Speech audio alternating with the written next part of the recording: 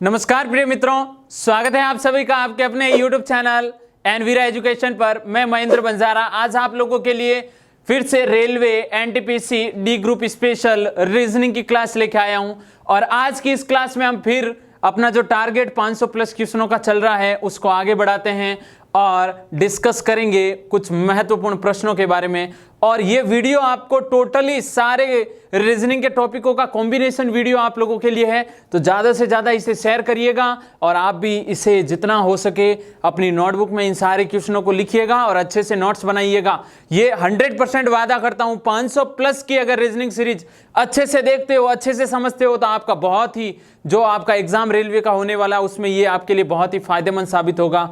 और इससे पहले जो 3 क्लासें अपलोड कर दी गई है, मैथमेटिक्स की 2 क्लासें और रीजनिंग की 1 क्लास जरूर देखिएगा। तो अपन शुरू करते हैं आज का वीडियो और शुरुआत करते हैं अपने पहले प्रश्न से। तो प्रिय साथियों, जरूर देखिएगा ये वीडियो अच्छे से और शेयर करना ना भूलें, क्योंकि शेयर करोगे तो जरूर आपको भी फायदा होगा और आपके मित्रों को भी। प्रश्न नंबर 1 क्या है वो देखिएगा। 50 व्यक्तियों के एक कार्यालय, 50 व्यक्तियों के एक कार्यालय में 18 लोग, 50 व्यक्तियों के कार्यालय में 18 लोग अपने दाएं हाथ से लिखते हैं।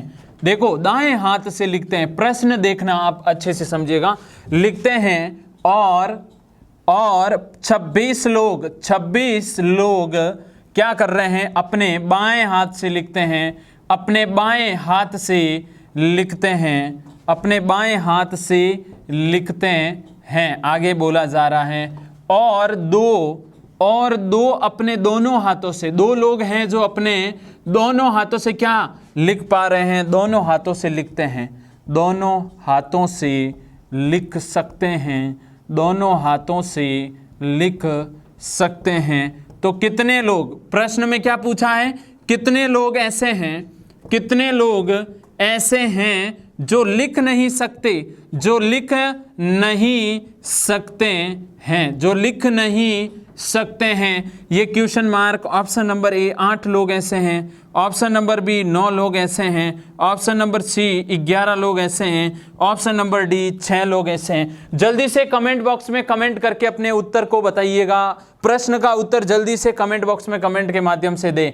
अपन जो कर रहे हैं वो है अपना 500 प्लस क्वेश्चनों का टारगेट। साथियों, साथ बने रहिएगा, वादा है आप लोगों से बहुत अच्छा और शानदार। अपन ये अगर सीरीज पूरी आप देखोगे तो अचीवमेंट कुछ अच्छा हासिल करेंगे। प्रश्न आपके सामने है, आंसर कमेंट बॉक्स में कमेंट करें, जल्दी से कमेंट बॉक्स में कमेंट करें और कंफर्म करें कि आपका उत्तर सही है या नहीं। चलिए सॉल्यूशन की ओर चलते हैं। 50 व्यक्तियों के एक समूह में कुल व्यक्ति कितने हैं, तो यहाँ पे लिख रहा हूं कुल व्यक्ति है 50। कुल व्यक्ति कितने हैं, 50। प्रश्न को हल कैसे किया जाएगा वो देखना। 18 लोग अपने दाएं हाथ से लिखते हैं। ये मैं एक सर्कल बना रहा हूं, यहाँ पे लिख रहा हूं 18 जने और ये दाएं हाथ से लिखते हैं। कौन से हाथ से लिखते हैं, दाएं हाथ से। बात खत्म हो गई। फिर बोला है 26 लोग अपने बाएं हाथ से लिखते हैं। ये 26 लोग अपने बाएं हाथ से लिखते हैं। कितने, 26 लोग। कितने लोग, 26 लोग। कौन से हाथ से, बाएं हाथ से। ये ऐसा क्यों बनाया, क्योंकि इसने बोला कि 2 ऐसे हैं जो अपने दोनों हाथों से क्या कर सकते हैं, लिख सकते हैं। ये लो 2 लोग यहाँ पर बैठे हैं। अब आपको स्थिति क्या स्पष्ट करनी है वो देखें। अपने डायग्राम तो बना लिया, लेकिन अपने अकॉर्डिंग बाएं व दाएं दोनों हाथों से, बाएं व दाएं दोनों हाथों से, दोनों हाथों से लिखने वाले, दोनों हाथों से लिखने वाले लोगों की संख्या कितनी है वो देखिएगा। दोनों हाथों से लिखने वाले लोगों की संख्या, तो 18 प्लस 26, 2 दोनों में कॉमन है, माइनस कर देता हूं तो कितनी आ जाएगी, 18 प्लस 26 माइनस 2। यहां पे रिजल्ट देखिएगा कितना बचेगा, तो 20, 30, 38 और 4 44 माइनस 2, यानी 42 लोग ऐसे हैं जो दोनों हाथों से लिख सकते हैं अकॉर्डिंग प्रश्न के अनुसार। 20 और 10 30, 38, 2 40 और 4 44। अब आपको यहाँ पे ऐसे कितने लोग हैं जो लिख नहीं सकते, तो लिख नहीं सकते वो लोग कितने हैं, सीधी सी बात है, जो लिख नहीं सकते हैं उन लोगों की संख्या कितनी है। टोटल तो है 50 और 50 में से जो लिख सकते हैं वो है 42, माइनस करूंगा तो टोटल कितने 8 लोग ऐसे हैं जो लिख नहीं सकते। अच्छे से समझ में आ रहा है तो ही शेयर करें वीडियो को और लाइक करके जरूर बताइएगा मुझे। समझ में आ रहा है तो ही मैं बार बार ये बात जरूर बोलूंगा, समझ में आ रहा है तो ही आप आगे रेस्पॉन्स करिएगा। आगे बढ़ते हैं और बात करते हैं आपके प्रश्न नंबर 2 की। स्क्रीनशॉट लेते रहिए और प्रश्नों को लिखते जाइएगा और इस सीरीज में कंटिन्यू साथ में बने रहिएगा। पहला प्रश्न हो चुका है, आगे बढ़ रहा हूं और अब देखते हैं अपन दूसरा प्रश्न। दूसरा प्रश्न भी इसी टॉपिक से रिलेटेड आपके सामने लिखूंगा, जितना हो सके जल्दी उत्तर दीजिएगा अपना। प्रश्न नंबर 2 क्या है? 54 छात्रों की, टोटल छात्र कितने हैं? 54 छात्रों की एक कक्षा, 54 छात्रों की एक कक्षा में 24 छात्र दूध पीते हैं। 24 छात्र दूध पीते हैं प्रिय विद्यार्थियों, प्रिय साथियों, 24 छात्र दूध पीते हैं। 28 छात्र क्या करते हैं? चाय पीते हैं। 28 छात्र चाय पीते हैं। 28 छात्र चाय पीते हैं। उसके बाद और 8 छात्र क्या कर रहे हैं? 8 छात्र कुछ भी नहीं, 8 छात्र कुछ भी नहीं पीते हैं। ये लो, इसने तो बहुत ही अच्छा क्वेश्चन दिया है, कुछ भी नहीं पीते हैं। मालूम करें कि कितने छात्र क्या दूध व चाय दोनों पीते हैं? दूध व चाय दोनों पीते हैं। बहुत शानदार प्रश्न आया है, दूध और चाय दोनों पीते हैं। ऑप्शन देखिएगा, ऑप्शन ए है आपका 8, ऑप्शन बी है आपका 6, ऑप्शन सी है आपका 2 एंड ऑप्शन डी है 10। अब अच्छे से देखिएगा और जल्दी से उत्तर दीजिए। कमेंट बॉक्स में कमेंट के माध्यम से उत्तर बताइए क्या राइट आंसर होगा इसका। और आप लोगों को मैं और भी सूचना दे दूं कि एनवीरा एजुकेशन के ऊपर आप लोगों के लिए डेली करंट अफेयर्स की क्लासें भी शुरू हो गई है, तो ज़रूर अच्छे से उन वीडियो को देख लीजिए। आपके बहुत फायदेमंद होने वाली है वो क्लासें, और 100% आपके लिए फायदेमंद क्लासें। मॉर्निंग में सुबह जल्दी जुड़िएगा उन क्लासों के लिए। अब यहाँ पर इस प्रश्न में क्या करना है उसका देखते हैं। कुल छात्र कितने हैं क्लास में?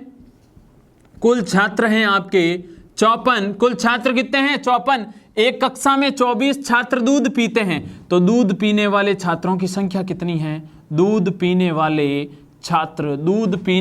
छात्र तो देखिएगा साथियों 24 है दूध पीने वाले छात्र। चाय पीने वाले छात्र कितने हैं? तो चाय पीने वाले छात्र 28 है। चाय पीने वाले छात्र कितने हैं? 28। और 8 छात्र कुछ नहीं पीते, तो कुछ नहीं पीने वाले, जो ना तो चाय पीते हैं न ही दूध पीते हैं, तो कुछ नहीं पीने वाले छात्र कितने हैं? तो कुछ नहीं पीने वाले छात्र हैं टोटल 8। अगर इस कैलकुलेशन के बेस पे जाऊं, तो इस कैलकुलेशन के बेस पे देखूं तो 20 और 20 40, 40 और 8 दूनी 16 और ये भी हो जाएगा 20, टोटल 60 लोग हो जाएंगे अकॉर्डिंग इस कैलकुलेशन के अनुसार। लेकिन कक्षा में 54 छात्र हैं और मालूम करें कि कितने छात्र दूध और चाय दोनों नहीं पीते, तो ये टोटल इस कैलकुलेशन के अनुसार 60 लोग होते हैं जो कुछ नहीं पीते हैं, चाय पीते हैं और दूध पीते हैं। तो 60 में से जैसे ही 54 घटाओगे साथियों, क्या आंसर आएगा? 6। और 6 वे लोग हैं जो दूध और चाय दोनों ही पीते हैं। कितने लोग? 6। कितने लोग? 6। अगर प्रमाण चाहिए तो आप वापस जो पिछले वाला प्रश्न किया उसके अकॉर्डिंग समझ लीजिए। ये है टोटल दूध, कितने दूध पीने वाले 24 छात्र, चाय पीने वाले कितने? 28 छात्र, और अभी अपना आंसर कितना आया? 6। ये दोनों में है, तो क्या करना? दोनों को जोड़िए, 24 + 28 - 6 करते हैं। 20 20 40, 40 और 48 और ये 52। 52 में से 6 घटाऊंगा तो क्या आएगा? 52 में से 6 घटाऊंगा तो सीधी सी बात है कि आंसर आ जाएगा आपका 46। कितना आएगा? 46। अब आपको मैं उल्टा लेके चल रहा हूं। अगर ये प्रश्न इस प्रकार का आ जाए कि दूध पीने वाले इतने हैं, चाय पीने वाले इतने हैं और दोनों मिला के पीने वाले 6 हैं, तो नहीं पीने वाले कितने हैं? यहां पे देखो, नहीं पीने वाले, कुछ भी नहीं पीने वाले कितने लोग हैं? 8 ही है ना, उत्तर आ जाएगा 54 में से। टोटल में से ये 46 घटा दूं जो लास्ट क्वेश्चन में किया था, टोटल क्या आएगा? 8। प्रमाण भी चेक कर सकते हैं आप अगर वापस विपरीत जाना चाहो। अच्छे से देख लीजिए, स्क्रीनशॉट ले लीजिए। ये प्रश्न बड़ा शानदार है।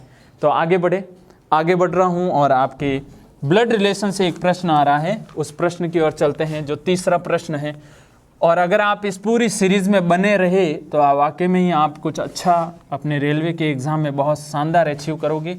और मैं हमेशा कोशिश ये करूं कि आप लोगों के लिए अच्छे और बेहद शानदार प्रश्न में लेके आऊं। 100% आपके लिए कोशिश यही रहेगी। प्रश्न देखिएगा, प्रश्न नंबर 3। एक परिवार है, उस परिवार में X व Y बहनें हैं। एक परिवार है, उस परिवार में X और Y बहनें हैं। A जो पुरुष, देखो A जो पुरुष है जिसकी माता Y है साथियों।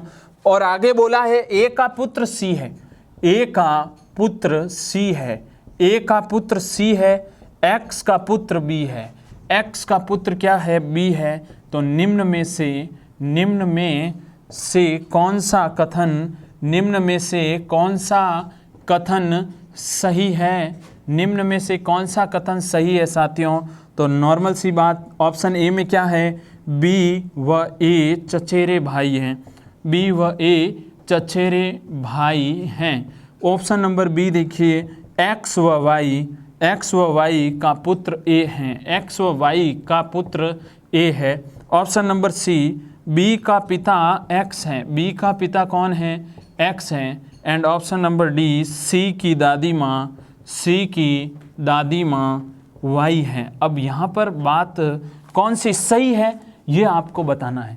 जल्दी से कमेंट बॉक्स में कमेंट के माध्यम से उत्तर दीजिए, जितना हो सके जल्दी आंसर दीजिए और बताइए कौन सा राइट आंसर है, A, B, C या D। फिर अपन सॉल्यूशन भी इसका देखेंगे ज़रूर। तो यहाँ पे देखो, अब सॉल्यूशन की ओर बढ़ रहे हैं। एक परिवार में X और Y बहनें हैं। ये देखो X और Y जब स्पष्ट बोल दिया गया बहनें हैं, तो आपको मैंने कहा भी था कि जब पुरुष की बात होवे तो एक चतुर्भुज बना देना, और जब पुल्लिंग और स्त्रीलिंग लिख देता हूँ, पुल्लिंग की बात हो तो चतुर्भुज, और स्त्रीलिंग की जब बात होवे तो एक क्या बना दीजिएगा? वर्त बना दीजिएगा। अब बोला है ये तो बहनें हैं, चलो ठीक है। A जो पुरुष है जिसकी माता Y है, ये Y माँ है किसकी? A की, जो क्या है? पुरुष है। A का पुत्र C है, A का पुत्र कौन है? C, A का पुत्र। अब यहाँ पर आपको ध्यान में क्या रखना है कि जैसे ये आप स्वयं हैं, अगर ये स्वयं हैं तो अगर आपके बेटे की बात होगी तो आपका पुत्र नीचे होगा, अगर आपके पोते की बात होगी तो पोता उससे पुत्र से नीचे होगा, अगर आपके पापा की बात होगी तो आपसे ऊपर होंगे, अगर आपके दादा की बात होगी तो वो पापा से भी ऊपर होंगे। ये है आप स्वयं, नीचे वाली पीढ़ी, ऊपर वाली पीढ़ी। अब जैसे मैं आपको कह दूं यहाँ पे आपकी बेटी की बात हो तो ये इस वाली पीढ़ी में होगी, तो यहाँ पे साथ में जुड़ेगी। यानी अगर पुत्र की बात हुई, अगर पोती की बात हुई तो वो पोती नीचे वाली पीढ़ी में होगी। सीधी सी बात है साथियों, अच्छे से समझ लीजिए, क्योंकि एग्जाम में ये प्रश्न आते ज़रूर हैं, लेकिन अगर कॉन्सेप्ट क्लियर है तो फिर कोई दिक्कत नहीं आएगी। अब यहाँ पर क्या बोला? A का पुत्र कौन है? C, X का पुत्र B, X का पुत्र, ये X का पुत्र कौन है? B। अब बोला है निम्न में से कौन सा कथन सत्य है? अब पहले तो बात स्पष्ट करता हूं मैं कि ये है बेटा के ये है पिताजी, यानी C के पिता है A की माँ है Y। अगर C का Y से संबंध पूछा है, यहाँ पे कौन सा संबंध पूछा है वो देखते हैं। संबंध किसी प्रकार का नहीं पूछा है, कथन देखते हैं। B व A चचेरे भाई है, B और A चचेरे भाई है, क्या आपके सामने है? ये दोनों बहनें हैं तो मौसेरे भाई है। X व Y का पुत्र A है, X और Y का पुत्र है क्या A? नहीं, केवल Y का पुत्र है A। ये भी गलत हो गया, ये भी गलत हो गया। B का पिता X है क्या? B का पिता X नहीं, B की माँ है X, ये भी गलत हो गया। तो सीधी सी बात है, ये सही है। देखते हैं, C की दादी माँ Y है, C की ये दादी माँ ही तो है ना साथियों, क्योंकि पिता की माँ क्या होती है? दादी माँ ही होती है। तो C की दादी कौन है? Y हैं। C की दादी कौन है? Y है। राइट आंसर कौन सा है? राइट आंसर है आपका ऑप्शन नंबर C। आगे बढ़ते हैं और आपके चौथे प्रश्न की ओर चलते हैं। छंटनी करके बेहद शानदार प्रश्न आपके सामने लेके आया हूं, तो ज़रूर इस वीडियो को शेयर करिएगा और जितना हो सके कमेंट के माध्यम से ज़रूर मुझे उत्तर ज़रूर भेजिएगा कि सर इसका आंसर ये होगा, इसका आंसर ये होगा, और आपके सारे डाउट्स साथ में क्लियर होते जाएंगे। कोई डाउट हो तो भी पूछ लीजिएगा, सीधे ही क्लियर हो जाएंगे। तो देखिए चौथा प्रश्न क्या है, प्रश्न नंबर 4, रमेश से दिनेश बड़ा है। रमेश से दिनेश क्या है, बड़ा है। उसके बाद क्या बोला गया है, दिनेश से बोमन छोटा है। दिनेश से बोमन क्या है, छोटा है। इन सब, अब देखो बात यह है कि इन सब में सबसे छोटा, और इतना शानदार प्रश्न है कि 100% प्रश्न देखते ही उत्तर ज़रूर आएगा आप लोगों के, और आप लोग कहाँ तक पहुँचोगे वो एग्जामिनर ने भी सोचा है। 4 ऑप्शन दिए हैं। ऑप्शन नंबर ए, क्या रमेश सही है। ऑप्शन नंबर बी, क्या दिनेश सही है। ऑप्शन नंबर सी, क्या बोमन सही है। एंड ऑप्शन नंबर डी साथियों, पता नहीं लगा सकते, ये भी देखेंगे। अब देखिएगा एग्जामिनर कहाँ तक सोचता है और आपने कहाँ तक सोचा है। जल्दी से उत्तर भेजें, बस उत्तर चाहिए मेरे को भी कमेंट बॉक्स में, कमेंट के माध्यम से आप जल्दी जितना हो सके उतना। ये तो 2 लाइनों का ही है, तो जल्दी से आंसर दीजिए। अब यहाँ पर शुरुआत करें सरलीकरण की। तो देखिए रमेश से दिनेश बड़ा है। रमेश से कौन बड़ा है, ये रमेश से बड़ा, इधर मैं लिख रहा हूँ ये दिनेश। रमेश से बड़ा है कौन, दिनेश। ठीक है साथियों, ये लाइन स्पष्ट हो गई। दिनेश से बोमन छोटा है। अब दिनेश से बोमन छोटा है, ये लो, अगर मैं ऐसे लिखूं, यहां पर बोमन को लिखा तो ये बोमन रमेश से छोटा है, तो ऑटोमेटिक दिनेश से तो छोटा हो गया ना, क्योंकि सबसे बड़ा दिनेश, फिर रमेश, उसके बाद बोमन आ गया। लेकिन क्या ये पंक्ति स्पष्ट है? अगर कोई बच्चा ऐसा बनाता है तो वो सीधा किसके ऊपर करेगा, सबसे छोटा कौन है, वो कहेगा सबसे छोटा तो है बोमन। ठीक है, अब कईयों के दिमाग में क्या आता है वो देखिएगा। कई कहेंगे दिनेश से छोटा कौन है, बोमन, और फिर इसने बोला है रमेश जो छोटा है किससे, दिनेश से। तो देख लीजिए ये भी लाइन स्पष्ट हो रही है। तो यहाँ से कई बच्चे कहेंगे कि सबसे छोटा तो है रमेश। कौन सा है, रमेश। अब आपको इतना तो आपका भी दिमाग एक्टिव है कि जब यहाँ पर मैं रमेश और बोमन के बीच में तुलना नहीं कर पा रहा हूँ, यहाँ पे लिख दीजिएगा नोट, अगर आप लिख रहे हो तो, रमेश व बोमन के मध्य प्रश्न में तुलना नहीं की गई है, तुलना नहीं बताई गई है, तुलना नहीं बताई गई है। जब नहीं बताई गई है तो इसका मतलब आप क्या कहोगे, रमेश सही नहीं है, बोमन भी सही नहीं है। एक प्रश्न के 2 उत्तर नहीं होते हैं, तो इसका मतलब अपन पता ही तो नहीं लगा पा रहे हैं। दिनेश तो फिक्स हो गया सबसे बड़ा है, तो सबसे छोटा पूछा है तो यहाँ पे पता नहीं लगाया जा सकता। अगर सबसे बड़ा पूछता तो सीधी सी बात है, दोनों ही कंडीशन में दिनेश है तो राइट हो जाता। क्लियर है, आगे बढ़े। आपके प्रश्न नंबर 5 की बात करते हैं, और प्रश्न नंबर 5 भी एक शानदार प्रश्न है, अच्छे से देखिएगा। शेयर करें वीडियो को जितना हो सके, आप ज़रूर भेजें मित्रों तक, 100% उनके भी फ़ायदेमंद चीज़ है। और इतना शानदार तरीके से आपको समझाया जा रहा है कि आप लोगों के सीधे देखते ही आपको क्लियर हो जाएंगे सारे डाउट्स। प्रश्न नंबर 5, एक मिठाई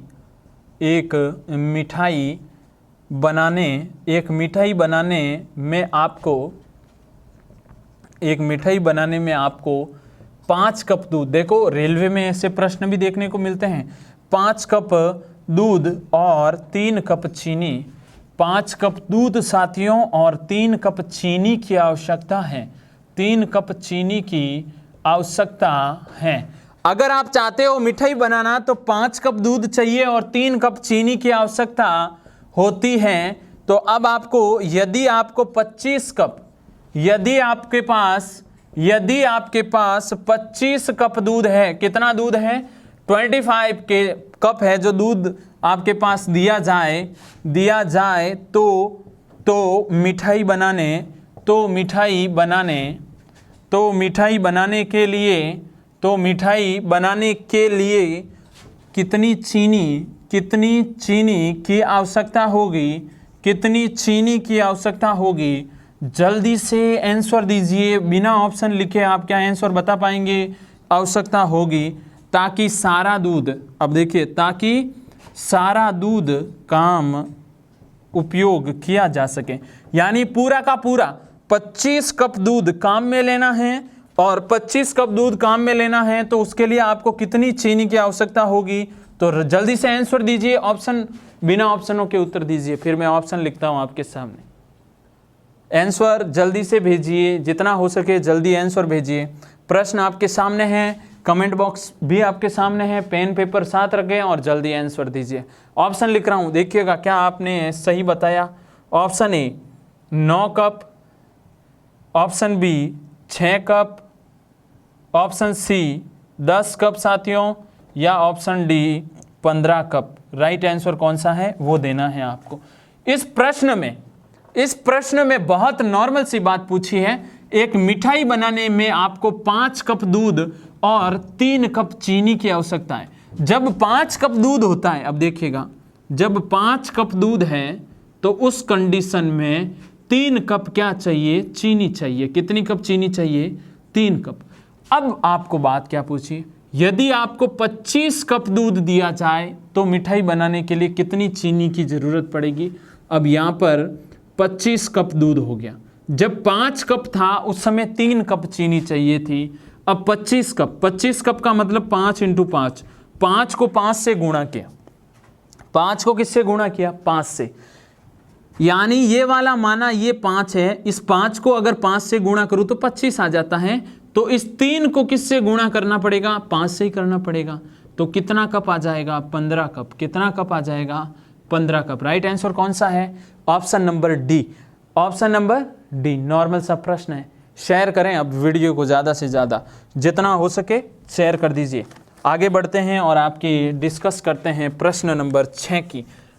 ज़रूर ज़्यादा से ज़्यादा शेयर करें वीडियो को। बार बार बोल रहा हूँ इसलिए क्योंकि आप जो कमेंट कर रहे हैं, आपका जो हमारे लिए रिस्पॉन्स मिल रहा है वो वाकई में काबिल तारीफ़ है। आप लोगों के सपोर्ट से हम सब हैं। अगर आप सपोर्ट करोगे तो ही तो हम हैं। तो आगे प्रश्न की शुरुआत कर रहा हूँ, उससे पहले ज़रूर इसे आगे भेजिए अपने मित्रों तक। प्रश्न नंबर 6 देखिएगा, दिए गए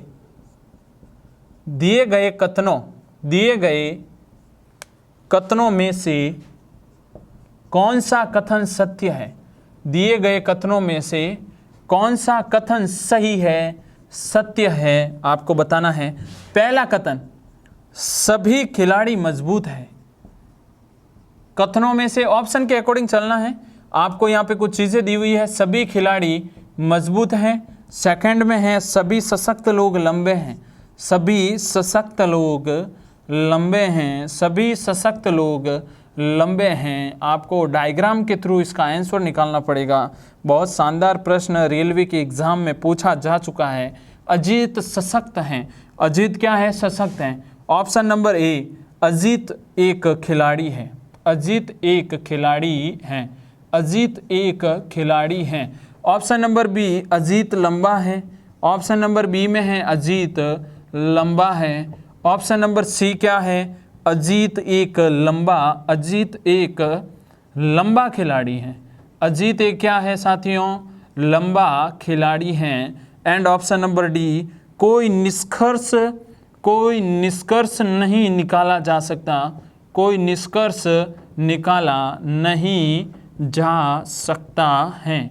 कोई निष्कर्ष नहीं निकाला जा सकता है। तो यह है आपका प्रश्न नंबर 6। कौन सा है, प्रश्न नंबर 6। इसका उत्तर देखिएगा, मैं सीधा ही सॉल्यूशन करवा रहा हूं। अगर आप जल्दी करें, कमेंट बॉक्स में कमेंट के माध्यम से भी बता सकते हैं आंसर क्या होगा।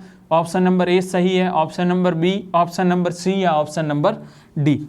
सभी खिलाड़ी मजबूत हैं, ये है खिलाड़ी, और ये सभी खिलाड़ी क्या है साथियों, मजबूत हैं। क्या है, मजबूत है। बात समझ में आ गई। सभी सशक्त लोग लंबे हैं, ये सशक्त लोग हैं, और ये सभी सशक्त लोग क्या हैं, लंबे हैं। क्या है, लंबे। अजीत सशक्त हैं। अजीत क्या है, अजीत अंदर आ जाएगा।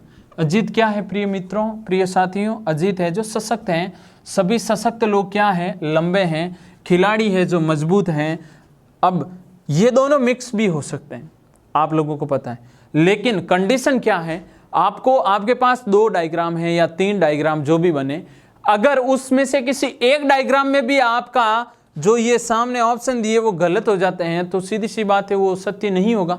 यहां पर क्या बोला, अजीत एक खिलाड़ी है, अजीत एक खिलाड़ी नहीं, अगर इसमें मिक्स करूं तो बने, लेकिन इसके अकॉर्डिंग तो नहीं है, तो पहला ऑप्शन क्या है आपका रॉन्ग है। अजीत लंबा है, अजीत ये अजीत है और लंबे में ही तो आ रहा है, अजीत लंबा है, आगे बढ़ने की जरूरत नहीं है, अजीत एक लंबा खिलाड़ी है, अजीत लंबा है लेकिन खिलाड़ी इधर में आ रहा है, इसलिए ये गलत है और ये भी गलत है। सीधी सी बात है, ऑप्शन नंबर बी मिल चुका है अपने पास राइट आंसर। स्क्रीनशॉट लेके लिख लीजिए। कोई परेशानी हो, आपको नहीं समझ में आ रहा है तो ज़रूर बताइएगा कि यहाँ पर ये समस्या आ रही है सर, वो आप सॉल्व करें तो आपके लिए सॉल्यूशन तैयार है। आप लोग जितना जल्दी हो सके वापस रिप्लाई के माध्यम से मुझे बताइएगा। आगे बढ़ रहे हैं, आपके 7वें प्रश्न की बात करते हैं और 7वां प्रश्न देखिएगा, बहुत ही अच्छा प्रश्न है, कोड से रिलेटेड है और कोड वाला एक प्रश्न एग्जाम में ज़रूर मिलता है और विशेषकर कोई भी एग्जाम ले लो, क्योंकि कुछ ऐसे प्रश्न हैं जो हर एग्जाम में देखने को मिलते हैं। ब्लड रिलेशन है, ये कोड वाला है, प्रश्न है किसी विशिष्ट कोड, किसी विशिष्ट कोड भाषा में एक ड्राइवर है, उस ड्राइवर को किसान कहा गया, एक ड्राइवर को किसान कहा गया। किसी विशिष्ट कोड भाषा में एक ड्राइवर को क्या कहा गया, किसान, और किसान को इंजीनियर कहा गया, और किसान को इंजीनियर कहा गया, किसान को क्या कहा गया, इंजीनियर कहा गया। आगे बढ़ते हैं, और बोला है और एक इंजीनियर को डॉक्टर कहा गया, और एक इंजीनियर को क्या कहा गया, एक इंजीनियर को डॉक्टर कहा गया। तब खेत कौन जोतेंगे या खेत कौन जोतेगा। अब खेत कौन जोतेगा साथियों, किसान जोतेगा। तो ऑप्शन देखिए, ऑप्शन आपके सामने है, ऑप्शन नंबर ए में ड्राइवर, ऑप्शन नंबर बी में क्या है, ऑप्शन नंबर बी में है किसान, ऑप्शन नंबर सी में है इंजीनियर, ऑप्शन नंबर डी में क्या है, ऑप्शन नंबर डी में है डॉक्टर, ऑप्शन नंबर डी में क्या है, डॉक्टर। तो काफ़ी लोगों ने सही आंसर दे भी दिया होगा, किसान राइट है। अब देखिएगा मैं जो समझा रहा हूँ, किसी विशिष्ट कोड में ड्राइवर को क्या बोला, किसान, ड्राइवर को क्या बोला, यहाँ पे लिख रहा हूँ, ड्राइवर है ना, उस ड्राइवर को बोला गया है कि आपको किसान के नाम से जाना जाएगा। अब देखिए किसान को क्या बोला, किसान को बोला है कि आपको इंजीनियर कहेंगे, हम क्या कहेंगे, इंजीनियर कहेंगे। फिर बोला इंजीनियर, इंजीनियर को क्या बोलेंगे, इंजीनियर को बोलेंगे साथियों डॉक्टर, क्या बोलेंगे, डॉक्टर। तो अब आप बताइए कि इसमें खेत कौन जोतेगा, खेत तो जोतेगा किसान, लेकिन इस किसान का कोड क्या है, किसान का कोड है इंजीनियर। तो राइट आंसर कौन सा हुआ, राइट आंसर है option number C. Right answer कौन सा है, ऑप्शन नंबर सी। अब आगे 8वां जो प्रश्न है आपको सीधा बोर्ड पे मिलने वाला है, क्योंकि बड़ा प्रश्न है, तो अच्छे से साथ में बने रहिएगा। और 8वें प्रश्न की ओर चल रहे हैं अपन, तो आगे बढ़ते हैं। और आपका प्रश्न नंबर 8 आपके बोर्ड के ऊपर लिखा हुआ है, तो जल्दी से इस प्रश्न का उत्तर दीजिए और कमेंट बॉक्स में कमेंट के माध्यम से बताइए कि कौन सा आंसर सही होगा। प्रश्न देखिए, नीचे विवरण दिए गए हैं, उनके बाद कुछ निष्कर्ष हैं। सामान्य रूप से ज्ञात तथ्यों के अनुसार यदि भिन्नता मालूम हो तब भी आपको दिए गए विवरणों को ही सही मानना है। यानी ये विवरण 100% आपके लिए सत्य है साथियों, 100% सत्य प्रश्न में बोल दिया गया है। अगर आपके दिमाग में आ भी जाए कि नहीं ऐसे तथ्य तो नहीं होते, तो भी आप इन्हें सही मानिएगा। विवरण, बच्चे कभी कभी शरारत करते हैं, पहला विवरण देखिए। फिर दूसरा, माताएं पागल लोगों की तरह अपने बच्चों पर चीखती हैं। इन दोनों विवरणों को आपको सत्य ही मानना है। 100% क्या मानोगे, ये जो 100% लिख रहा हूं विवरण सत्य मानना है आपको प्रश्न के अकॉर्डिंग। अब आपको बोला गया निष्कर्ष में सभी माताएं पागल होती हैं। अब इस प्रश्न में विवरण को उठाते हुए क्या आप इस कथन निष्कर्ष को स्पष्ट कर पा रहे हैं, माताएं पागल लोगों की तरह अपने बच्चों पर चीखती है माना, लेकिन सभी माताएं पागल, ये तो इसमें बोला ही नहीं विवरण में, तो इसका मतलब निष्कर्ष 1 अपने विवरण के अकॉर्डिंग नहीं है।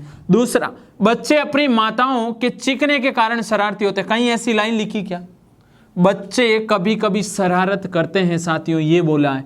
माताएं पागल लोगों की तरह अपने बच्चों पर चीखती है, लेकिन ये नहीं बोला कि बच्चे अपनी माताओं के चीखने के कारण शरारती होते हैं। जरूरी है चीखने के कारण ही शरारती होंगे? नहीं। यानी निष्कर्ष न तो एक न ही दो फॉलो कर रहा है। तो दिए गए कथनों में से कौन सा तर्कसंगत ढंग से दिए गए विवरणों के अनुसार अनुगमन करता है? 1 और 2 निष्कर्षों का अनुगमन नहीं करते। बहुत ही शानदार, और पहला ऑप्शन ही अपना सही है। अब देखो प्रश्न अगर यहाँ तक पढ़ते हुए दिमाग में आ गया इसका आंसर तो आ गया, फिर ये वहाँ पे जाके तुक्के नहीं मारने हैं। क्या पता 1 हो जाए, क्या पता 2 हो जाए, क्या पता दोनों हो जाए। अरे ये नहीं होता है। इसके लिए आपको बहुत शानदार तैयारी करनी पड़ेगी, और बहुत जल्द इसके भी वीडियो आप लोगों के लिए हमारे चैनल पे आने वाले हैं। तो कंटिन्यू जुड़े रहिएगा साथ में, और अगर कोई नया है तो सब्सक्राइब कर ले चैनल को, और बाकी जो पहले के अपलोड किए हुए वीडियो हैं वो भी ज़रूर देखिएगा साथियों। आगे बढ़ रहे हैं और आपके 7वें प्रश्न की ओर, 9वें प्रश्न की ओर चल रहे हैं। स्क्रीनशॉट साथ में लेते रहिएगा क्योंकि प्रश्न बेहद शानदार आपके सामने मिल रहे हैं। तो इन प्रश्नों को नोटबुक में लिखें और जितना हो सके वीडियो को शेयर करिएगा अपने अन्य मित्रों तक। प्रश्न है, प्रश्न नंबर 9 में देखिएगा क्या चीज़ बोली जा रही है। बेहद शानदार प्रश्न है। मनोज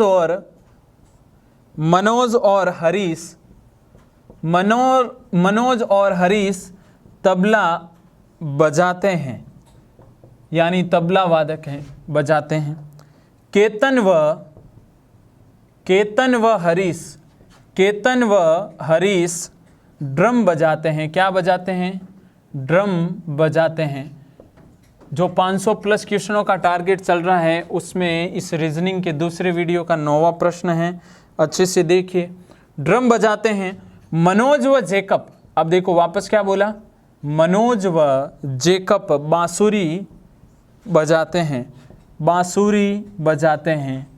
क्या बजाते हैं? मनोज और जेकब बांसुरी बजाते हैं। जेकब व केतन फिर बोला जा रहा है कि ये दोनों हैं जो वायलिन के भी जानकार हैं, वायलिन बजाते हैं। तो अब आपके सामने इस प्रश्न में क्या है, इनमें से कितने लोग दो वाद्य यंत्र बजा सकते हैं? इनमें से कितने लोग 2 वाद्य यंत्र बजा सकते हैं?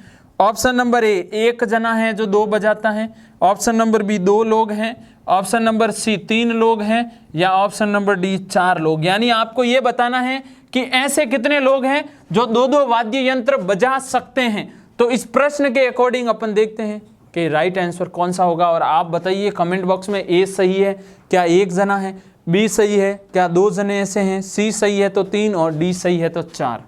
अब देखिएगा ये मनोज और ये हरीश, अब यहाँ पे लिख रहा हूँ मनोज हरीश, यहाँ पर कौन से लोग हैं उनके बारे में। फिर है केतन भी है यहाँ पर, और फिर है जेकब। इन 4 के अलावा तो कोई 5वां आदमी नहीं है। मनोज और हरीश दोनों ही क्या बजा सकते हैं? ये भी तबला वादक और ये भी तबला वादक। ये नहीं बजा सकता, ये नहीं बजा सकता। या फिर अपन ऐसे बाहरी टेबल बना लेते हैं, तबला वादक कौन कौन है? तो यहाँ पे देखते हैं मनोज भी है, हरीश भी है। क्लियर। फिर बोला है केतन और हरीश ड्रम बजाते हैं। केतन और हरीश क्या बजा सकते हैं? केतन और हरीश ड्रम। मनोज नहीं बजा सकता, जेकब नहीं बजा सकता। फिर बोला है मनोज व जेकब बांसुरी भी बजाना जानते हैं। तो ये देखिए बांसुरी वादक मनोज भी है, जेकब भी है, लेकिन केतन नहीं है, हरीश नहीं है। जेकब व केतन वायलिन बजा सकते हैं। ये टेबल बना के करोगे तो गलती नहीं होगी। जेकब व केतन, ये जेकब और ये केतन क्या बजा सकते हैं साथियों? वायलिन। और बाकी हरीश नहीं बजा सकता वायलिन, और मनोज भी नहीं बजा सकता। यहाँ पे प्रश्न में क्या, इसमें ऐसे कितने लोग हैं जो 2 वाद्य यंत्र बजा सकते हैं? मनोज पहला और दूसरा 2, हरीश भी 2 बजा सकता है, केतन भी 2 वाद्य यंत्र, और जेकब भी 2। इसका मतलब 4 लोग, यानी चारों के चारों 2 यंत्र बजाने, 2 वाद्य यंत्र बजा सकते हैं। क्लियर है। टोटल अगर प्रश्न नंबर 9 में देखूं तो 4 के चारों हैं जो आपके 2 वाद्य यंत्र बजा सकते हैं। अब आपके चलते हैं, आगे बढ़ते हैं और बात करते हैं प्रश्न नंबर 10 की। प्रश्न नंबर 10 देखिएगा, सीरीज संख्या श्रेणी अपने वीडियो अपलोड कर दिए गए, बहुत जल्द ही आप लोगों को यूट्यूब पे मिल जाएंगे इनकी पूरी सीरीज। तो ये प्रश्न आप देखिएगा किस प्रकार का है अच्छे से, वो इम्पोर्टेंट है। प्रश्न नंबर 10, प्रश्न नंबर 10 में क्या है, 8, 27, 50, 125, 216 निम्न में से कौन श्रेणी के अनुसार श्रेणी के अंतर्गत नहीं है, श्रेणी के अंतर्गत नहीं है। अब देखिएगा साथियों, इसमें जो ऑप्शन है, option number A 8, option number B में है 50, ऑप्शन नंबर सी में है 27, ऑप्शन नंबर डी में है 125। आपको ये बताना है कि इस 10वें प्रश्न में इस सीरीज में जो चीज़ नहीं है वो बतानी है। सीरीज में सम्मिलित नहीं है, 8 है, 27 है, 50 है, 125 है, 216। अगर आपने हमारे जो संख्या श्रेणी और अक्षर श्रेणी से रिलेटेड जो वीडियो का पार्ट 1 अगर हमारी यूट्यूब पे देखा है तो उसमें आपको ये सॉल्यूशन मिल जाएगा। वापस यहाँ पे देखते हैं, ये क्या है, 2 का क्यूब है साथियों, ये क्या है, 3 का क्यूब है, ये किसी का भी क्यूब नहीं है, ये 5 का क्यूब है, ये 6 का क्यूब है, यहाँ पर ये 4 का क्यूब होना चाहिए था, जबकि ये एक क्या हो गया, इन सब से अलग। राइट आंसर कौन सा है, ऑप्शन नंबर बी, क्या होगा 50। वर्ग, घन और योग, गुणा और व्यकलन, इनसे ऊपर आधारित जो नियम है वो स्पष्ट पार्ट 1 में समझाए गए। आगे बढ़ते हैं, 11वां प्रश्न देखिएगा। अपन ने 10 तक कंप्लीट कर लिए हैं प्रश्नों को। 11वां प्रश्न देखिए किस प्रकार 11वां प्रश्न आपको करना है वो चीज़ समझिएगा। प्रश्न नंबर 11 बहुत ही शानदार प्रश्न, एग्जाम में ऐसे भी प्रश्न हर बार देखने को मिलते हैं। 26 छात्रों की कक्षा में सैमुअल, 26 छात्रों की कक्षा में सैमुअल सबसे छोटा में 8वां है, यानी सबसे छोटा है लेकिन छोटे में कौन सा है, 8वां। यदि कक्षा में सबसे लंबे की तुलना की जाए, 26 छात्रों कक्षा में सैमुअल सबसे छोटों की कैटेगरी में 8वां है। यदि कक्षा में सबसे लंबे की तुलना की जाए तो उसकी स्थिति क्या होगी, लंबे की तुलना की जाए तब उसकी स्थिति क्या होगी। तो सीधी सी बात है कि ये प्रश्न किसके ऊपर आधारित है उसको समझाता हूं मैं आप लोगों को कि ये कॉन्सेप्ट क्या कहना चाहता है। कौन सी स्थिति होगी, ऑप्शन नंबर ए 8वीं होगी, ऑप्शन नंबर बी 18वीं होगी, ऑप्शन नंबर सी 19वीं होगी या ऑप्शन नंबर डी 17वीं होगी।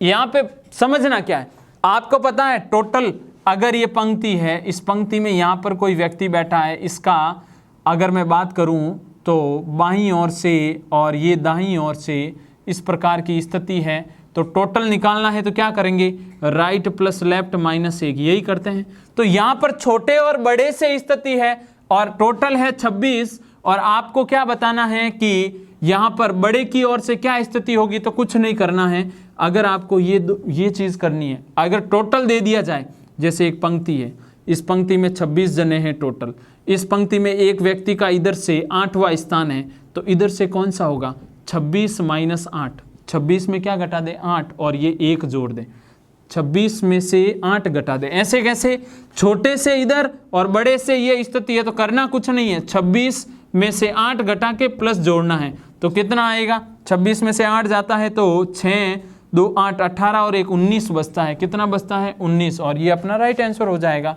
फॉर्मूला बस ये दिमाग में फिक्स रखें, क्योंकि इससे 2 फॉर्मूले बनते हैं ना। अगर राइट से चाहिए तो टोटल माइनस लेफ्ट प्लस 1, और अगर लेफ्ट से चाहिए तो टोटल माइनस राइट प्लस 1, ये दोनों फॉर्मूले काम के हैं। और यहाँ पर ये कॉन्सेप्ट इन दोनों में से कोई एक फॉर्मूले के ऊपर आधारित, अगर बड़ा चाहिए तो टोटल माइनस छोटा प्लस 1, और अगर छोटा चाहिए तो टोटल माइनस बड़ा प्लस 1, कोई दिक्कत नहीं है। आगे बढ़ते हैं, आगे एक और सीरीज का प्रश्न है, प्रश्न नंबर 12। प्रश्न नंबर 12 आपकी सीरीज पर आधारित प्रश्न एक और है, तो अच्छे से देखिएगा और वीडियो को शेयर कर दीजिएगा। वीडियो को शेयर करके अपने मित्रों तक इस वीडियो को ज़रूर पहुंचाइएगा। प्रश्न नंबर 12, अगली संख्या श्रेणी में क्या है। यानी आपके सामने एक श्रेणी दी जा रही है, उसमें आपको बताना है कि अगली संख्या इस श्रेणी में क्या है। 765, 642, 519, 396, 273। यहाँ पे लगा रहा हूँ क्वेश्चन मार्क। ऑप्शन ए 210 आएगा, ऑप्शन नंबर बी 187 आएगा, ऑप्शन नंबर सी 150 आएगा, या ऑप्शन नंबर डी 134 आएगा। तो साथियों यहाँ पर आपको क्या करना है, यहाँ पे पहले तो सीरीज को लिख लीजिए, कुछ टाइम नहीं लगेगा, लिखने में फ़ायदा है, क्योंकि ये वापस लिखने से क्या होगा, अपन आसानी से हल कर पाएंगे। यहाँ से यहाँ तक पहुँचे तो कुछ ना कुछ तो घटा है। देखिए कितना घटा है, 5 में से 2 3, 6 में से 2, 7 में से 123 माइनस किया, यानी इसमें से अगर 123 घटा दूँ तो कितना आता है 642। यहाँ से यहाँ तक देखिए फिर कितना है, 12 में से 9 3, 3 में से 2 1, 3 में से 1 2 और 6 में से 5 1। यहाँ से यहाँ देखिए फिर 123, यहाँ से यहाँ देखिए फिर 123। तो सीधी सी बात है, यहाँ से यहाँ तक जाना है तो 273 में से कितना घटाना पड़ेगा, 123, और घटाऊंगा तो कितना आएगा 150। राइट आंसर कौन सा है, option number C. Comment box में कमेंट करते रहिए और ज़्यादा से ज़्यादा प्रश्नों को जो आपके बोर्ड के ऊपर मिल रहे हैं उत्तर बताते चलें। आगे बढ़ते हैं। आगे वाला प्रश्न है जो उसमें आपको ब्लड रिलेशन वाला ये शानदार प्रश्न एग्जाम में आ रखा है, और हमने जो वीडियो ब्लड रिलेशन से रिलेटेड जो टॉपिक क्लियर करवाया आपको इस चैनल पर, उसमें भी इस प्रश्न को डिस्कस किया है। एक प्रश्न उसी के ऊपर आधारित, प्रश्न नंबर 13। 6 व्यक्तियों, कितने व्यक्ति हैं टोटल, 6 व्यक्ति है। 6 व्यक्ति है, P Q R S T व U का एक परिवार है। 6 व्यक्तियों का एक क्या है साथियों, 6 व्यक्तियों का एक क्या है, परिवार है। P व R एक विवाहित जोड़ा है। P व R एक विवाहित जोड़ा है। P व R विवाहित जोड़ा है, ठीक है। P की लड़की S है, P की लड़की है कौन, S, और R का पुत्र कौन है साथियों, R का पुत्र Q है। R का पुत्र कौन है, Q, लेकिन Q की माता R नहीं है, लेकिन Q की माता R नहीं है। R का भाई T है, S का भाई U है, S का भाई क्या है, U है, S का भाई U है। तो परिवार में, तो साथियों परिवार में कितने पुरुष सदस्य हैं, परिवार में कितने पुरुष सदस्य हैं, आपको ये चीज़ स्पष्ट करनी है इस प्रश्न में। ऑप्शन ए में है 3, ऑप्शन बी में है 4, ऑप्शन सी में है 2, ऑप्शन डी में है 5। आपको ये बताना है कि इस परिवार में पुरुष सदस्यों की संख्या कितनी है। तो पहले प्रश्न को आप अपना उत्तर भेजिए कमेंट बॉक्स में, जल्दी से कमेंट करके बताइए कि इसमें कितने पुरुषों की संख्या होगी। पुरुषों की संख्या के लिए मैं हमेशा कहता हूं कि पुरुषों की संख्या अगर आप चाहते हो तो इसके अंदर अपन चतुर्भुज बना दें, और महिलाओं की संख्या की बात हो तो उसके लिए अपन एक वर्त बना दें, ताकि अपने क्लियर हो सके। 6 व्यक्ति है टोटल, एक ही परिवार में है। P और R एक विवाहित जोड़ा है, ये P और ये R विवाहित जोड़ा है। क्या आपसे यहां से स्पष्ट हो गया कि P पति है या R पति है, नहीं हुआ। फिर आगे विवाहित जोड़ा है, P की लड़की S है। P की लड़की कौन है साथियों, P की लड़की है S, लड़की है S इसलिए गोला, और नीचे वाली पीढ़ी में हो गई। R का पुत्र कौन है, Q है साथियों, R का पुत्र कौन है, Q। सीधी सी बात है, ये दोनों विवाहित है तो ये भाई बहन तो हो गए, सीधी सी बात है। फिर बोला R का पुत्र Q है, लेकिन Q की माता R नहीं है, Q की माता R नहीं है। ये अगर माँ नहीं है तो ये पिता हो गया, और माता कौन हो गई, P। फिर बोला है R का भाई T है, R का भाई कौन है, R का भाई है T, ये लो R की पीढ़ी वाले हो गए भाई साहब T।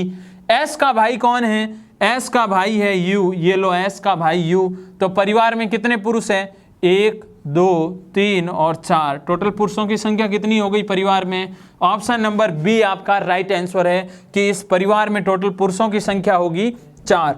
आगे बढ़े, आगे है आपका बहुत ही इजी प्रश्न आपके सामने आ रहा है, तो अच्छे से देखिएगा, स्क्रीनशॉट कंटिन्यू लेते रहिएगा और आपका आंसर जरूर भेजिएगा। वीडियो को शेयर कर दीजिएगा, नए हैं तो सब्सक्राइब कर दीजिएगा चैनल को। फिर है आपके सामने प्रश्न नंबर 14। यदि 7 पेज यदि 7 पेज प्रतिदिन 7 पेज प्रतिदिन पढ़े जाए 7 पेज प्रतिदिन पढ़े जाए तो एक पुस्तक 140 दिन में, सॉरी एक पुस्तक 40 दिन में, 140 दिन में नहीं 40 दिन में पढ़ी जा सकती है।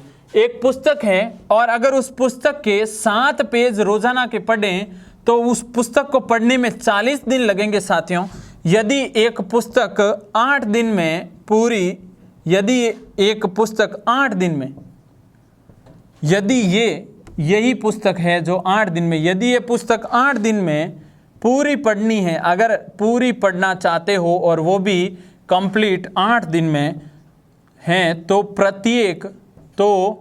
प्रत्येक दिन में कितने पेज पढ़ने होंगे? सीधी सी बात है, बहुत इजी प्रश्न है। प्रत्येक दिन में कितने पेज पढ़ने होंगे? कमेंट बॉक्स में कमेंट कर दीजिए अपने उत्तर का, सीधा उत्तर बताइए, ऑप्शन नहीं, कितने पेज पढ़ने होंगे। और बहुत ही शानदार और सरल प्रश्न आपके सामने। रेलवे एग्ज़ाम में ऐसे प्रश्न देखने को मिलते हैं। अगर आपने एग्ज़ाम दिया है और अगर आप देने वाले हो तो नो डाउट ऐसे प्रश्न जरूर मिलेंगे। अब मैं ऑप्शन दे रहा हूं, क्या आपने भेजा हुआ ऑप्शन वो सही है या नहीं? Option A 35, option B 16, option C है 56 एंड ऑप्शन डी है 28। साथियों इसमें बोला गया है कि तो ये है आपका लास्ट ऑप्शन नंबर 28। आगे बढ़ते हैं और इस प्रश्न का सॉल्यूशन अब देखेंगे। तो 14वें प्रश्न का सॉल्यूशन किस प्रकार करना है। 7 पेज प्रतिदिन पढ़े जाए तो एक पुस्तक 40 दिनों में पढ़ी जाती है साथियों। तो क्या करना है इसमें? पहले तो टोटल पेज निकालते हैं। 7 × 40 ये टोटल पेज होंगे या नहीं होंगे? अब आपको ये बताना है कि अगर इसे 8 दिन में पूरा करना है तो 8 का भाग लगा दो, सीधी सी बात है। टोटल में 8 का भाग लगाऊंगा तो प्रत्येक पेज में आपको बोला कितने दिन पढ़ना होगा, तो यहां पर देखिएगा कितने दिन आ जाएंगे। 8 के पहाड़े से ये 5 बार और ये आपका 35 आपका क्या होगा आंसर। सिंपल सा प्रश्न है। 7 पेज प्रतिदिन पढ़े जाए तो 40 दिन में पढ़ी जाती है। टोटल पेज ये हो गए और यदि इसमें 8 पूरा 8 दिन में पढ़ना है तो 8 का भाग लगूंगा तो कितने एक दिन में हिस्से में कितने आएंगे? 35 पेपर आ जाएंगे। राइट आंसर ऑप्शन नंबर ए। आगे बढ़ते हैं और बात करते हैं आपके प्रश्न नंबर 15 की। अच्छे से देखिएगा, वीडियो को पूरा देखिएगा और शेयर भी ज़रूर करिएगा अपने अन्य मित्रों तक। प्रश्न नंबर है आपका 15 और एक बेहद शानदार प्रश्न आपके सामने आने वाला है। प्रश्न नंबर 15 ये है कि चिन्हों के सही सेट का चयन करें। यानी कौन सा चिन्ह यहाँ पे उपयुक्त हैं वो चिन्ह बताना है। 34, 16, फिर है 4, फिर है 12, बराबर में है 26। ऑप्शन ए गुणा, माइनस या भाग। फिर ऑप्शन नंबर बी पहले प्लस फिर माइनस फिर भाग। ऑप्शन नंबर सी पहले प्लस फिर भाग और फिर plus. And option number D पहले प्लस फिर भाग फिर माइनस। यहाँ पर आपको देखो चिन्ह दिए गए हैं और आपको यहाँ पे रख के चेक करना है कि इन चारों के मध्य चिन्ह रखूं और बराबर में आवे 26। कैसे करोगे? पहले तो एक चीज दिमाग में फिक्स कर लेना, 16 का भाग 34 में नहीं जाता, 4 का भाग 16 में जाता है, 12 का भाग 4 में नहीं जाता, 4 का भाग 16 में जाता है। कितनी बार? 4 बार। यानी यहां पर तो फाइनल हो गया कि भाग का सिंबल आएगा। तो यहां पर है कहीं बीच में भाग का सिंबल, इन दो में है, तो ये दोनों में से कोई एक राइट है, या तो ये या फिर ये। अब देखते हैं, पहले सी चेक करता हूं। ये तो दोनों पहले से ही बाहर हो गए। यहाँ पे प्लस रख रहा हूं और यहाँ पे भी प्लस। 4 का भाग 16 में कितनी बार जाता है? 4 बार। यहाँ 16, यहाँ 34, यहाँ 4 और यहाँ 12। भाग पहले दूंगा वी बोडोमास नियम के अकॉर्डिंग, फिर 34 में ये जोड़ूंगा, फिर 12 जोड़ूंगा तो कितना होगा? 34, 36, 40, 50। देखो 10, 30, 40 और ये 50, लेकिन वहाँ तो चाहिए 26। ये नहीं होगा, सी भी गलत है। डी देख लीजिए 100% सही हो जाएगा। 34 फिर प्लस 16 भाग 4 माइनस 12। 4 से 16 4 बार करता है, प्लस 34 माइनस 12। 34 और 4 38, 38 में से 12 जाता है, कितना बचता है? 26 ही तो बचता है। राइट आंसर कौन सा होगा? Option number D. Comment box में भी कमेंट करते रहे साथ में, और बताते रहें कि आपने कौन सा आंसर सही किया है। आगे बढ़ते हैं और 15वें प्रश्न तक हम पहुंच गए हैं। अब 16वें प्रश्न की बात करते हैं। 16वां प्रश्न एक ब्लड रिलेशन से संबंधित प्रश्न है, और ये प्रश्न बहुत बार ऐसे एग्जाम में तो 100% मिलना ही मिलना, क्योंकि एग्जाम में आ रखे प्रश्न भी है ये। जोशी ने चित्रा से कहा तुम्हारी पुत्री के पिता, जोशी ने चित्रा से कहा तुम्हारी पुत्री के पिता मेरे भाई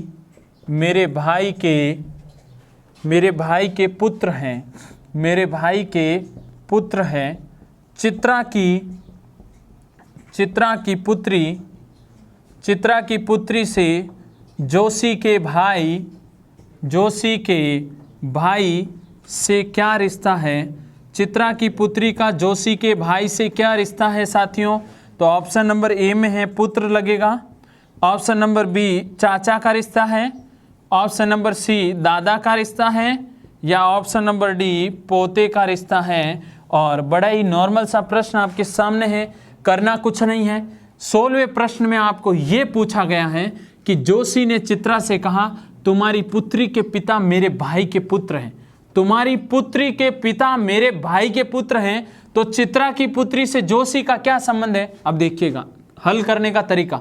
जोशी ने चित्रा से कहा कि तुम्हारी पुत्री, यानी चित्रा है, इस चित्रा की ये पुत्री है, चित्रा की ये क्या है? पुत्री के पिता, चित्रा की पुत्री के ये लीजिए पिता, ये चित्रा की, ये दोनों क्या हो गए? पति पत्नी, ये माँ और ये पिता, और ये पुत्री। तुम्हारी पुत्री के पिता मेरे भाई के पुत्र हैं। ये मेरे भाई, ये भाई किसका? जोशी का ये भाई मेरे भाई के क्या है? पुत्र। वापस देखिए, चित्रा की पुत्री के पिता मेरे भाई के क्या है? पुत्र है। तो आपको बताना है चित्रा की पुत्री, ये चित्रा की ये है पुत्री का जोशी के भाई, चित्रा की पुत्री का जोशी के भाई से क्या रिश्ता है? क्या रिश्ता है? चित्रा की पुत्री से, यहाँ पे सबसे बड़ी चीज, चित्रा की पुत्री से जोशी के भाई, यानी इसका संबंध चित्रा की पुत्री से पूछा है, न कि ये वाला संबंध। वापस पढ़िए अच्छे से, चित्रा की पुत्री से जोशी के भाई, यहाँ पे लिखिए का क्या रिश्ता है? तो जोशी के भाई का क्या रिश्ता है? ये दादा लगेगा ना, क्योंकि पिता का पिता और उस पिता के पुत्री के क्या लगेगा? दादा ही तो लगेगा। ऑप्शन नंबर सी आपका राइट है। बोला चित्रा की पुत्री के पिता का भाई जोशी का भाई है, तो ये भाई इस पुत्री के क्या लगेगा? दादा ही तो लगेगा। क्लियर है? आगे बात करते हैं आपके प्रश्न नंबर 17 की। प्रश्न नंबर 17 अच्छे से देखिएगा साथियों। प्रश्न नंबर 17 में आपको क्या पूछा जा रहा है? इंपॉर्टेंट प्रश्न है, समझिएगा, सारे प्रश्न इंपॉर्टेंट हैं। प्रश्न नंबर 17, जैसा टीकाकरण, देखो बहुत शानदार प्रश्न आया है। जैसा टीकाकरण के लिए बीमारी है, जैसे टीकाकरण के लिए बीमारी है, वैसे ही रख रखाव के लिए हैं। यानी रख रखाव के लिए क्या है साथियों?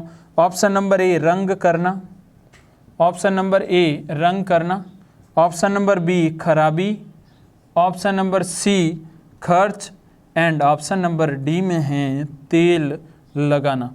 अब यहाँ पर आपको बोला गया है कि जिस प्रकार इनका संबंध, यानी टीकाकरण के लिए बीमारी, अब देखिएगा मैं जो यहाँ पे समझा रहा हूँ, अगर बीमारी होगी तो अपन क्या करेंगे? टीकाकरण करेंगे। कभी कभी उल्टे भी मिलते हैं, टीकाकरण बीमारी, तो बीमारी होगी तो टीकाकरण होगा। ऐसे कैसे? खराबी जब लगने लगेगी कि खराबी हो रही है, तभी तो आप रख रखाव रख पाओगे। कि रंग लगाना या खर्च या तेल लगाना, उससे तो नहीं होगा ना। इसका मतलब खराबी होगी, तब आप क्या करोगे? रख रखाव रखोगे। स्क्रीनशॉट ले लीजिए। ये आपका 17वां प्रश्न यहाँ पे खत्म होता है। आगे बढ़ रहा हूँ और अब बात करते हैं आपके प्रश्न संख्या 18 की। प्रश्न संख्या 18। अच्छा, शानदार प्रश्न आपके सामने फिर आने वाला है। देखिएगा प्रश्न नंबर 18 क्या है, समझिएगा। जो अनोखा है यानी जो विचित्र है वह मालूम करें। कमेंट बॉक्स में कमेंट भी करिएगा कौन सा राइट आंसर होगा आपकी तरफ से। मंदिर, उसके बाद ईंट, उसके बाद महल या उसके बाद घर, यानी इन चारों में से विचित्र कौन है? ऑप्शन ए मंदिर अलग है, ऑप्शन नंबर बी ईंट अलग है, ऑप्शन नंबर सी महल अलग है, या ऑप्शन नंबर डी घर अलग है। बताइए साथियों कौन सा राइट आंसर होगा? इसमें से चारों में से विचित्र कौन है? मंदिर अलग है, ईंट अलग है, महल अलग है या घर अलग है? अरे सीधी सी बात है कि ईंट है ना, ईंट से महल बनता है, मंदिर बनता है, घर बनता है, घर बनते हैं। तो सीधी सी बात है ईंट अलग हुई या नहीं हुई? ऑप्शन नंबर आपका कौन सा राइट है? Option number B right answer है। अब लास्ट 2 प्रश्न बचे हैं, तो देखिए प्रश्न नंबर बात करते हैं 20वें नहीं 19वें की, क्योंकि अभी 18 प्रश्न अपन ने कंप्लीट कर लिए। प्रश्न नंबर है आपका 19, क्या है उसे देखिएगा। प्रश्न नंबर 19, एक घड़ी 1 घंटे में 5 मिनट तेज चलती है। एक घड़ी 1 घंटे में 5 मिनट क्या चलती है? तेज चलती है। यदि दोपहर 12 बजे, अब देखिएगा इसमें बोला गया यदि दोपहर 12 बजे घड़ी सही सेट, यानी घड़ी को सही क्या किया गया? सेट की गई, घड़ी को सेट किया गया है दोपहर 12 बजे, तो अब घड़ी शाम के 6:30 दिखा रही है। शाम के क्या दिखा रही है? 6:30 दिखा रही हैं। तो वास्तविक समय कितना? तो वास्तविक समय कितना होगा? तो वास्तविक समय कितना होगा?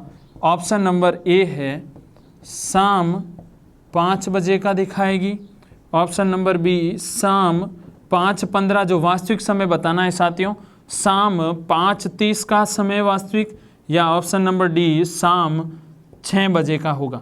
अब करना क्या है, पहले वो कॉन्सेप्ट समझिएगा। यहाँ पर बोला गया एक घड़ी 1 घंटे में 5 मिनट तेज चलती है।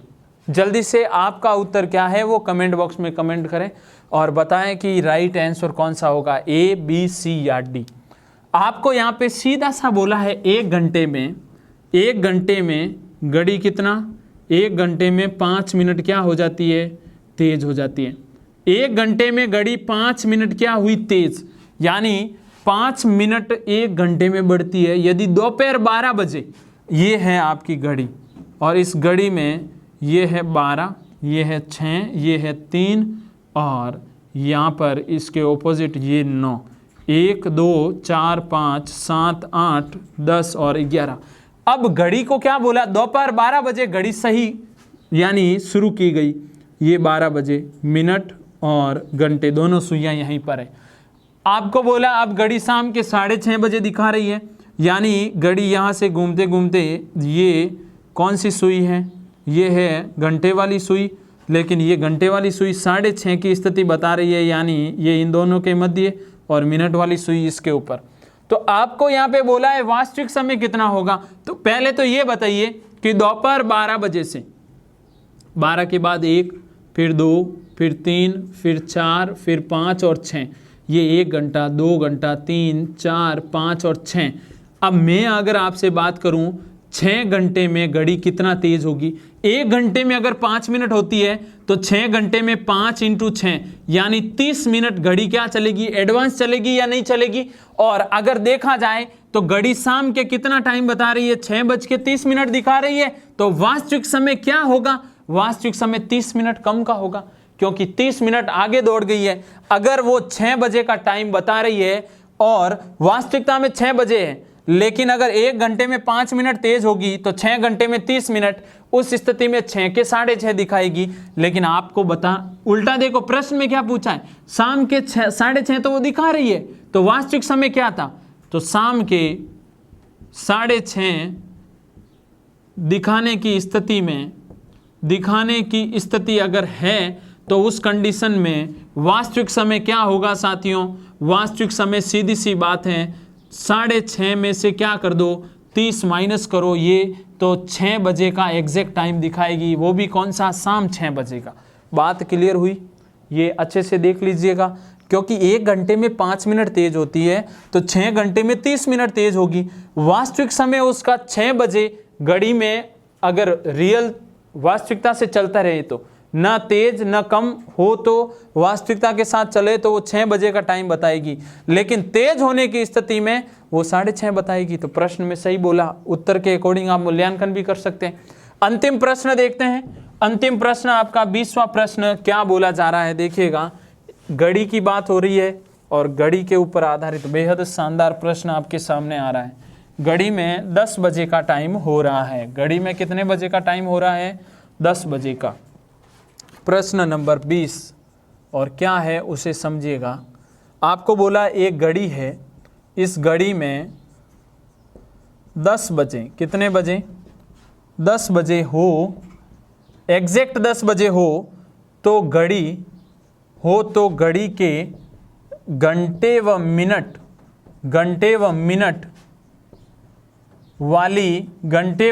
वाली सुइयां कितनी डिग्री का कोण बनाएगी? कितने डिग्री का कोण बनाएगी? और एक बेहद शानदार प्रश्न आपके सामने आ चुका है, कितने डिग्री का कोण बनाएगी या बनाती हैं? ऑप्शन नंबर ए देखिएगा। Option number A 30 degree, option number B 45 degree, option number C 60 degree या ऑप्शन नंबर डी 90 डिग्री। अब देखो, जब भी प्रश्न आ गया ये तो आपके दिमाग में एक चलेगा, थीटा बराबर होता है 11 इंटू मिनट माइनस 60 इंटू बजे बट्टा 2। यही फॉर्मूला आप अप्लाई करते हो। लेकिन ये फॉर्मूला अप्लाई कब? जब आपके पास मिनट भी हो और बजे वाला जो टाइम भी हो। लेकिन यहाँ पे तो 10 बजे का टाइम दिया।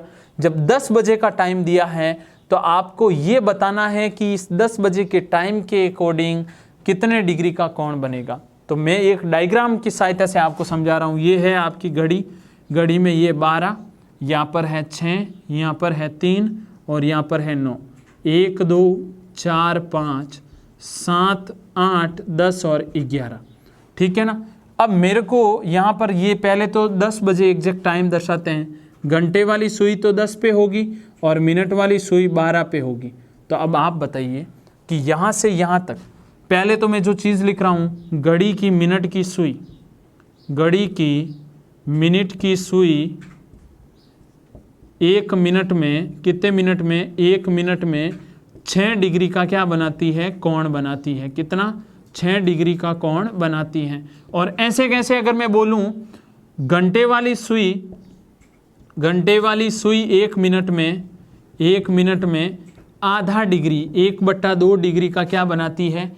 कोण बनाती है। आपको भी मालूम है ये, और अच्छे से हमने वीडियो के माध्यम से आपको इसी YouTube चैनल पे ये बताया भी है। अब आपको ये बताना है कि घंटे और मिनट वाली सुई, ये तो है घंटे वाली सुई, ये है मिनट वाली सुई। आपको ये बताना इन दोनों के मध्य कोण कितना होगा।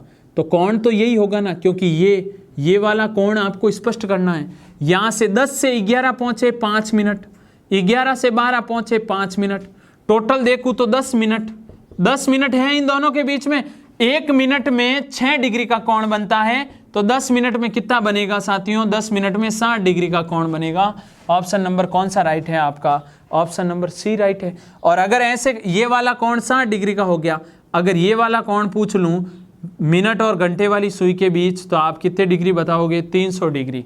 अगर मैं ये वाली वैल्यू इस फॉर्मूले में रखूँ, 10 बजे का टाइम है तो 10 बजे का टाइम, मिनट कितने हैं? 0 तो थीटा बराबर क्या होगा देखिएगा, थीटा बराबर होगा ये 0 हो जाएगा। 60 इंटू 10 कितना होगा? 60 इंटू 10 कितना होगा? 600 बट्टे में है 2, यानी 300 डिग्री।